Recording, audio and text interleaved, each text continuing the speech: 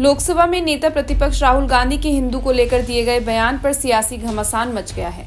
राहुल के बयान के बाद सोमवार को लोकसभा में जमकर हंगामा हुआ। बीजेपी नेताओं ने राहुल गांधी से माफी तक मांगने कर डाली। राहुल के बयान पर आज यानी मंगलवार को भी लोकसभा में हंगामा हो रहा है। छत्तीसगढ़ के राजनांदगांव से बीजेपी सांसद संतोष पांडे ने राहुल को जमकर सुनाया है। उन्होंने राहुल को मुंहतोड़ जवाब दिया। इस दौरान उन्होंने छत्तीसगढ़ के महादेव ऐप घोटाले का जिक्र भी कर दिया। संतोष पांडे के भाषण की क्लिप सोशल मीडिया पर वायरल हो रही है। संतोष पांडे ने हिंदू वाले बयान पर भी राहुल पर जुबानी हमला किया। उन्होंने पूछा कि क्या हिंदू हिंसक हो रहा है। बीजेपी हिंसा की बात करते हैं, भारत में हिंसा कौन फैला रहा है? पूरा भारत जानता है कि कर्नाटक में प्रवीण नेतारू की हत्या क्या हिंदू समाज ने की थी? क्या राजस्थान में कन्हैया की हत्या हिंदू समाज ने की थी? क्या हिंदू समाज है जो अलग अलग जगहों पर हंगामे कर रहा है? जम्मू कश्मीर में हमला करने वाले किस समाज के हैं? फिलिस्तीन के नारे लगाने वाले किस समाज के हैं? आज कीमती समय बोलने के लिए अवसर प्रदान किया। मैं सबसे पहले अपने छत्तीसगढ़ के और उन राजनांदगांव क्षेत्र के समस्त जनता का, मतदाता का भी आभार प्रदर्शन करता हूं और आप सबके वरिष्ठों के प्रति मैं कृतज्ञ हूं। आप सबको हृदय से शुभकामना। महोदय, अभी कल से जब से शुरू हुआ, रात को 12 बजे तक जो चला, जिस प्रकार से अभी अखिलेश जी बोल रहे थे और कल जब शुरुआत हुई तो नेता प्रतिपक्ष राहुल गांधी जी ने जिस प्रकार की बातें की, आज जब अखिलेश जी ने एक शेरो शायरी से और गज़ल की पंक्तियों से शुरुआत की, तो मैं भी ये बता दूं कि अखिलेश जी, जरा सा कुदरत ने क्या नवाजा, जरा सा कुदरत ने क्या नवाजा, आके बैठे हो फलसफे में, तुम्हारा लहजा बता रहा है तुम्हारी दौलत नई नई है। और जितने भी यहाँ बहुत लोग बैठे हैं, ये सब उसी प्रकार की बात कर रहे हैं। आदरणीय अध्यक्ष महोदय, मैं बताना चाहूँगा, माननीय नेता प्रतिपक्ष कल राहुल गांधी जी बार बार भगवान शंकर का फोटो दिखा रहे थे। वो भगवान भोलेनाथ है, भगवान शंकर है, ये आपकी फितरत में है।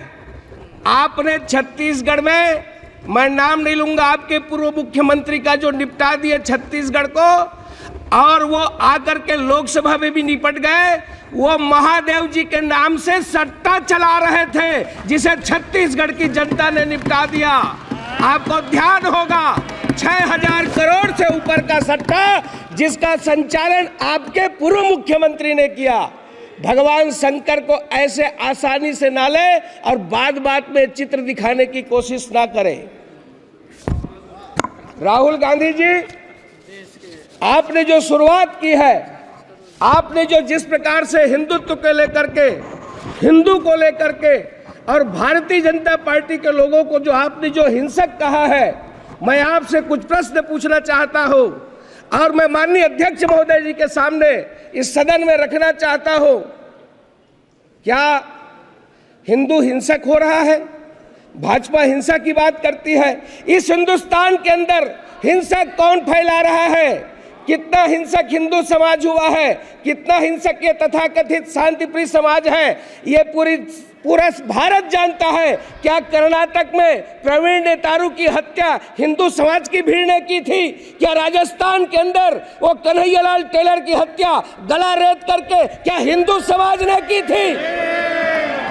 क्या हिंदू समाज है जो अलग अलग जगह पर हंगामा खड़ा कर रहा है? जिस तरीके से घटनाएं पूरे हिंदुस्तान के अंदर हो रही है।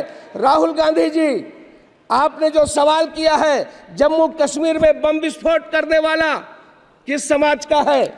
जम्मू कश्मीर में हमला करने वाले वो किस समाज से आते हैं? समाज के अंदर चिल्ला चिल्ला करके ये फिलिस्तीन की जिंदाबाद के नारा लगाने वाले ये किस समाज के हैं?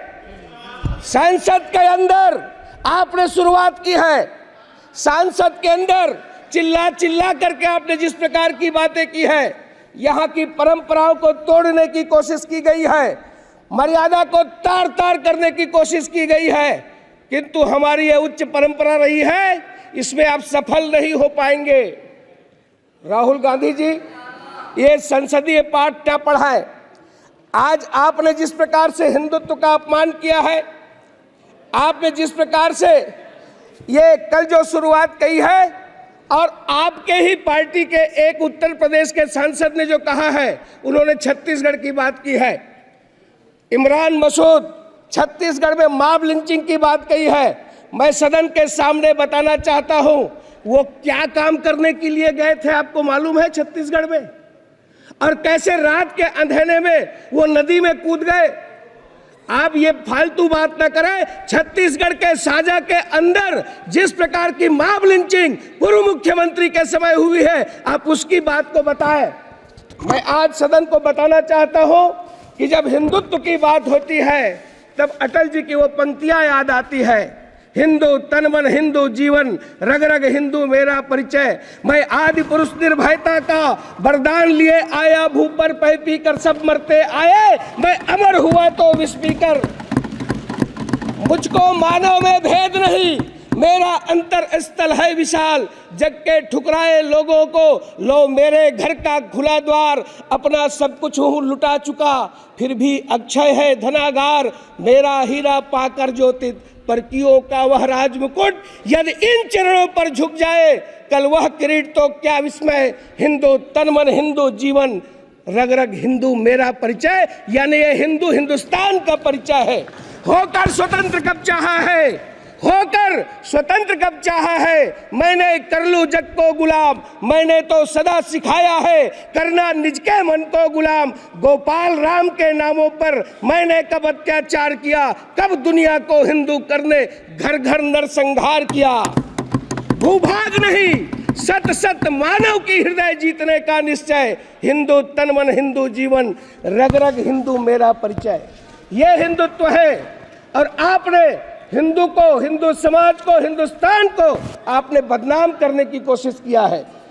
आदरणीय अध्यक्ष महोदय, पिछले 10 साल में माननीय नरेंद्र मोदी जी, माननीय प्रधानमंत्री जी ने वो काम किए हैं।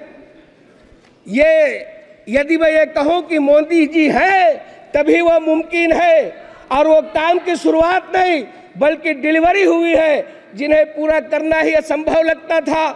मोदी जी हैं तभी वो गुंजाइश भी अभी भी बनी है।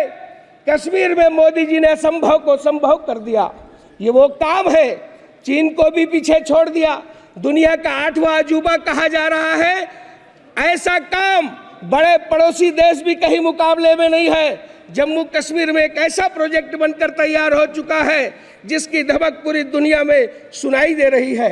अध्यक्ष महोदय, कश्मीर का वो चिनाब रेलवे ब्रिज, दुनिया का सबसे ऊंचा रेल ब्रिज न बनकर तैयार है बल्कि ट्रेनें दौड़ा कर देखी जा चुकी है, ट्रायल हो चुका है। पहले से नारे लगाते रहे हैं। हम कहते थे कश्मीर से कन्याकुमारी है, किंतु सार्थक करने का काम माननीय नरेंद्र मोदी जी ने किया।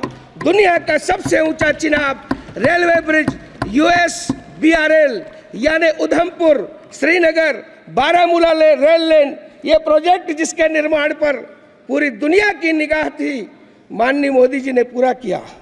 भारत ने कर दिखाया है। पूरी दुनिया भारत की लोहा मान रही है।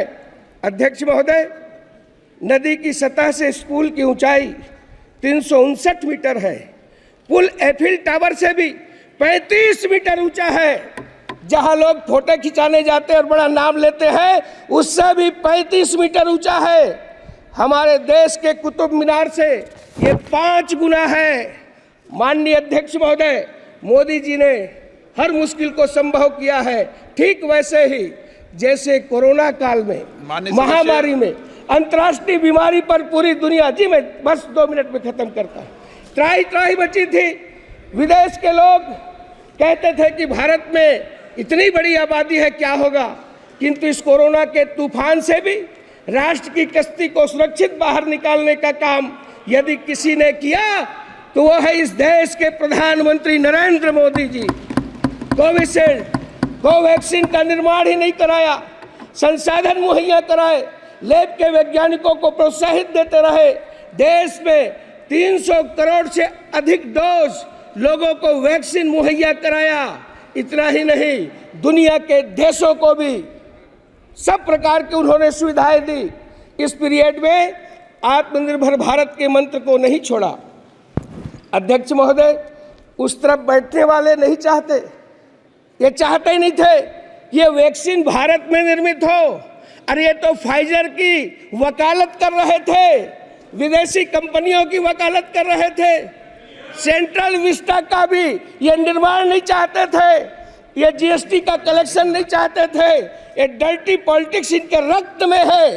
माननीय प्रधानमंत्री जी हार नहीं मानने वालों में से हैं। उन्होंने गतिरोधों को दूर किया, नए ऑक्सीजन प्लांट, मुफ्त में टीकाकरण, ऑक्सीजन रेल ने ताकत दी, नए वेंटिलेटर का निर्माण, नए हॉस्पिटल का निर्माण। देश में कोविड टेस्टिंग सेंटर एक हुआ करता था, हजारों कोविड सेंटर स्थापित किए, पीपीई किट नहीं बनता था। आज हम लार्जेस्ट प्रोड्यूसर हुए, ऑक्सीजन एक्सप्रेस चलाए, कॉरिडोर बनाया गया, एयरपोर्ट ने टैंकर लिफ्ट किए, क्रायोजेनिक से लाने की बात की गई और इसमें पीएम केयर फंड की बहुत महत्वपूर्ण भूमिका रही। माननीय अध्यक्ष महोदय, 80 करोड़ लोगों को मुफ्त अनाज देने का काम किया। कहाँ तो तय था। मैं ये कहूँगा कि आज जिस प्रकार से गरीबों की केवल चर्चा करते रहे, किंतु यदि गरीबों की, मजदूरों की और अंत्योदय की यदि कोई सरकार हुई तो माननीय प्रधानमंत्री नरेंद्र मोदी जी की सरकार हुई, जिस पर आज देश पूरा गर्व कर रहा है। आपने मुझे अवसर दिया। इतना ही कहते हुए, चाहे रक्षा के क्षेत्र में हो, चाहे शिक्षा के क्षेत्र में हो, चाहे पेयजल के क्षेत्र में हो, राष्ट्र की सर्वांगीण उन्नति के लिए यदि कोई काम किया तो माननीय मोदी जी ने किया है। मैं राष्ट्रपति जी के उस भाषण पर धन्यवाद रखते हुए अपनी बात समाप्त करता हूं। आपने मुझे अवसर दिया, आपका मैं बहुत बहुत आभारी हूं।